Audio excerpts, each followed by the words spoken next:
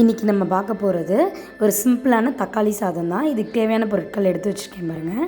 இப்போ நம்ம ஒரு பேனில் எண்ணெய் ஊற்றி கம்மியாக எண்ணெய் ஊற்றிக்கோங்க. அதில் ஒரு துண்டு பட்டை, 2 லவங்கம், ஒரு ஏலக்காய், கொஞ்சமாக சோம்பு. இது நல்லா பொரிஞ்சு வந்தோடனே ஒரே ஒரு வெங்காயம் தான் நான் எடுத்திருக்கேன். ஒரு உலக்கு சீரக சம்பா ரைஸுக்கு ஒரே ஒரு வெங்காயம் இந்த மாதிரி நறுக்கி வச்சுருக்கேன். சீக்கிரம் செஞ்சிடலாம். இது பாருங்கள், நல்லா வதங்கினதுக்கப்புறம் கொஞ்சமாக புதினா சேர்த்துருக்கேன். இது ஆப்ஷனல் தான், நீங்கள் கொத்தமல்லி கூட சேர்த்துக்கலாம். அதோட ஒரு பச்சை மிளகா, அப்புறம் தக்காளியை அரைச்சி வச்சுருக்கேன். 2 தக்காளியை இஞ்சி பூண்டு போட்டு அரைச்சி வச்சுருக்கேன். ஒரு 2 பூண்டு, ஒரு துண்டு சின்ன துண்டு இஞ்சி சேர்த்து அரைச்சி வச்சுருக்கேன். அதையும் போட்டு வதக்கிட்டு அதில் மஞ்சத்தூள், கொஞ்சம் வெறும் மிளகாத்தூள் 1 ஸ்பூனு, ஒரு 1/2 ஸ்பூனு கரம் மசாலா தூள் சேர்த்துக்கிறோம். சேர்த்து நல்லா வதக்குங்க. ஒரு 2 நிமிஷம் வதக்கினதுக்கப்புறமே நல்லா அதோட பச்சை வாசனைலாம் போய் நல்லா அந்த எண்ணெயில் நல்லா வதங்கிடட்டும். அதுக்கப்புறம் அதில் உப்பு சேர்த்துக்கோங்க. இந்த தக்காளி சாதத்துக்கு தேவையான உப்பு.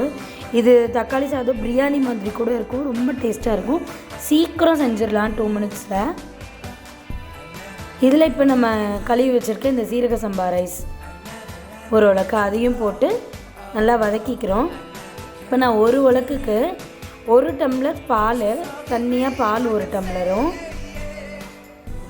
ஒரு 1.5லேருந்து 2 டம்ளர் தண்ணியும் நான் சேர்த்துக்கிறேன். நான் வந்து கொஞ்சம் சாஃப்டாக வேக வைக்கலாம் அப்படின்னு சொல்லிட்டு 3 டம்ளர் தண்ணி நான் ஊற்றுறேன் சீரக சம்பா அரிசிக்கு. பாருங்கள், இந்த 1/2 டம்ளரோட இன்னும் ஒரு 1/2 டம்ளர் தண்ணி சேர்த்துக்கிட்டு தான் நான் ஊற்ற போகிறேன். சேர்த்துக்கிட்டு 3 டம்ளராக ஊற்றி ஒரு கொதி வந்த உடனே உப்பு டேஸ்ட் பண்ணிக்கிட்டு நம்ம விசில் போட்டுடலாம். ரொம்ப க்ரீமியாக ரொம்ப டேஸ்ட்டாக இருக்கும் பால் சேர்த்ததுனால.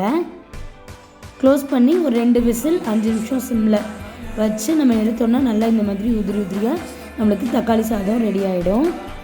இந்த தக்காளி சாதம் உங்களுக்கு ரொம்ப பிடிக்கும். இறக்கும் போது ஒரே ஒரு 1/2 ஸ்பூனு நெய்யை ஊற்றி இந்த மாதிரி கிளறி விட்டோன்னா நல்லா வாசனையாக இருக்கும். லஞ்ச் பாக்ஸ் ரெடி ஆகிடுச்சு.